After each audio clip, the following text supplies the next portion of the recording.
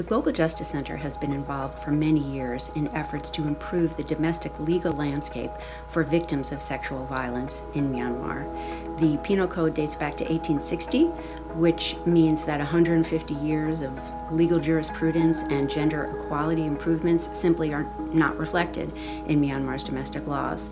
In 2013, women's groups got together as part of Myanmar's transition to democracy and began the process of drafting Prevention of Violence Against Women law, what became known as the POVAW law. And because of our long-standing relationships with these women's groups, the Global Justice Center was asked to become involved in the process. And we provided feedback on drafts, we did deep dive legal analyses of the provisions of the law, made suggestions about necessary improvements, and provided a snapshot of international best practices with respect to providing protections and accountability for sexual violence.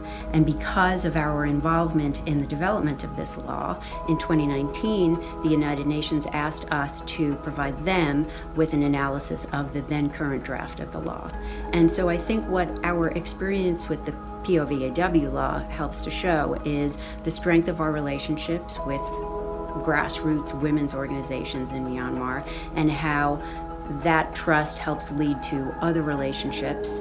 And it also shows the depth of our commitment as an organization to ensuring gender equality and accountability for sexual violence victims.